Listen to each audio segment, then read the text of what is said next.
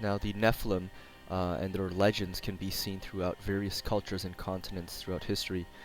Most of these stories or historical records have been lost over time and sometimes have been transitioned into myths and fairy tales just simply due to the culture and the way that stories are often passed down. The Nephilim, born of the fallen angels and the daughters of man, was very controversial during the early church history, and much of it had been destroyed or changed due to the political agenda of the church during the 4th century. Because of some of the monks that were taking vows of celibacy, they changed some of the doctrines and said that these sons of God were in fact not angels, they were in fact humans, the lines of Seth that had, I guess, disobeyed. And as we find today with the intersecting historical records that we have, the Nephilim did in fact exist. We've had different artifacts, preserved temples with giant boulders and remains found in them. Some of the stranger things we hear in different cultures is that these Nephilim, they traveled across different lands and preceded other cultures or native people in North America. And even in Europe, they occupied large land masses. And some of the most interesting records we have are from Roman battles, ancient battles that occurred in the landscape during these ancient times. And one of those battles in particular that started a huge long war, or the Roman Empire against the Senone giants. During about 387 BC, around that period of time, Senone giants, which were basically another tribe of Celtic peoples, were occupying an area around the Adriatic coast. And so that area and their population was growing too rapidly. So what happened is their chieftain, which was Brennus, they had decided to, I guess, cross over the Apennine. During this time, the Gallic giants flooded into northern Italy and attacked the Etruscan towns, ravaging the people ran, and the Clusians as well. The Clusians then sent for aid by Rome, who were their ancient enemy, and as a result, this showed the gravity of the situation. They would rather turn to one of their old enemies than, I guess, anyone else, or try to survive. So the giants were terrifying to these people, and they were huge in size and stature, and their battle tactics were just basically raging and scary. The Roman delegation then sent out 3 Fabians of the Fabian family to basically intercede in this battle against the Senones and the Clusians. Upon their arrival, they got into a quarrel with the Senones, and the Roman, one of the Romans, Quintus Fabius, slayed the chieftain. Now the Celtics were outraged by this because the Romans were supposed to be an intermediary in this resolution, and as a result, they basically raised a furor in their groups to command the whole army. Livy, a Roman general who wrote about it, basically said that the giants basically rose up in rage and elected one of their leaders to be the Führer. Now at that time, they decided to march on Rome to destroy it, and so they began their journey, and they were meted at the Allia, the Battle of Allia, which was a huge battle against the Romans and the Senones. Now the Senones basically decimated the Romans, who had an army twice their size. There was about 24,000 warriors on the Roman side, and on the Gaul side there was about 12,000 warriors, and they basically destroyed the Roman soldiers. They began to now march on the capital hill of Rome. All of the people had fled except for a group of soldiers, I think maybe about 100 soldiers, and there was led by a young soldier named Marcus Manlius, who took a stand against these giants. Eventually it led back to the hill of the capital, and used the advantage of the hill to fight against the giants. And it said that the giants basically would fall and tumble back down, and there was a pile of bodies and swords that lay at the bottom of the hill. Eventually the Senones would retreat after famine and disease struck their people. They made a truce with Rome, not after Rome had given all of its remaining riches to the Senones to get them to leave. This defeat of Rome was their lowest point. Rome was sacked and destroyed at that point in time, and the reform and the recovery period was long and hard. But as a result, the Romans would have a second battle with the Senones. The second battle against the Nephilim and Rome would be the Battle of Aquae Sextiae and Versailles.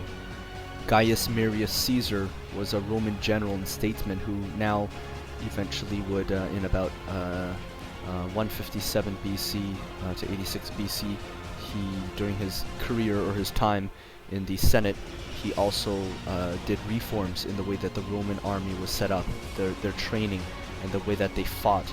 He basically took these legions of Roman soldiers and taught them another style of fighting, and he specifically designed this Roman military based off of the things that Rome had previously learned from the giants.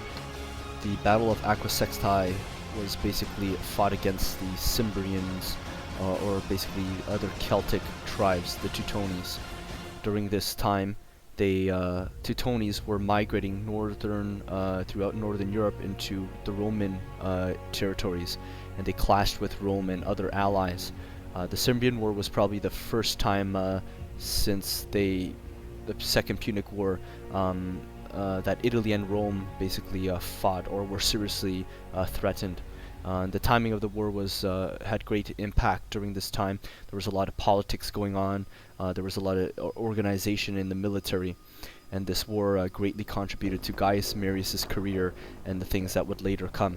As the Cimbrians, or Cimmerians, also known as in the Teutonic giants, began to migrating towards Roman soil, they dispatched about 80,000 troops, probably one of the biggest forces that Rome had ever had sent out for war, and sent them off to, I guess, meet the giants. As a result of differences, the two Roman generals led their armies separately, and both were annihilated. The first group was basically overconfident. They foolishly attacked and basically were wiped out. Then eventually their camp was defeated, and later on, when the second group of soldiers fought, they basically were desolated as well. After the triumph, they eventually decided to go to Spain instead of march on Rome. But it was during this time, it was their opportune period where if they had attacked Rome, they would have won. Before this time, the Roman military fought in a phalanx setup. Now after Gaius Marius was elected, I guess, into power to oversee the military training, he took over and basically turned these groups into a elite special fighting force. Now here's a portion of the battles and the history behind the Cimbrian War from Genesis 6 Giants. Following the devastation of the Recio, fear shook the Roman Empire to its foundations. The terror Cimbricus became a watchword, as Rome expected the Cimbri at its gates at any time. In this atmosphere of panic and desperation, an emergency was declared. The constitution was ignored, and Gaius Marius, the victor over Jugurtha and Numidia, was elected consul for an unprecedented and arguably illegal 5 years in a row, starting in 104 BC. Because of the destruction of the Roman force at Dyrrhachium and the pressure of the impending crisis, Marius was now given the latitude to construct a new army on his own terms. Until now, the army had been a well-trained and well-regulated militia of all able-bodied, land-owning male citizens. Marius replaced this with the professional standing force composed mostly of able-bodied but landless volunteers. He improved and standardized training, weapons, armor, equipment, and command structure, and made the cohort the main tactical and administrative unit of the legion. Along with these new arrangements came new standards and symbols such as the aquila, which the troops came to revere and which was never allowed to fall into enemy hands. While the panicked Senate and people of Rome gave Marius the power he needed to build his army, The failure of the Cimbri and Teutones to follow up on their victory gave him the time he needed to finish it. They would soon be confronted by an army of organized, highly trained professional soldiers under the leadership of a brilliant and ruthless commander. By 102 BC, Marius was ready to move against the Teutones. He chose his ground carefully and built a well-fortified camp on top of a hill near Aquae Sextiae, where he lured the Teutones and their allies, the Ambrones, into attacking him. During their attack, they were ambushed from the rear by a select force of 5 cohorts, which Marius had hidden in a nearby wood. The Teutones were routed and massacred, and their king, Teutobod, was placed in Roman chains. But Aquae Sextiae had only evened the score. While the Teutones had been eliminated, the Cimbri remained a formidable threat. In 101 BC, the Cimbri returned to Gaul and prepared for the final stage of their struggle with Rome. For the first time, they penetrated through the Alpine passes, which Marius' co-consul for that year, Quintus Lutatius Catulus, had failed to fortify into northern Italy. Catulus withdrew behind the Po River, leaving the countryside open to the invaders, but the Cimbri took their time ravaging the fertile region, which gave Marius time to arrive with reinforcements. His same victorious legions from Aquae Sextiae, it would be at Versailles near the confluence of the Sesia River and the Po on the Radian plain, where the superiority of the new Roman legions and their cavalry were clearly demonstrated.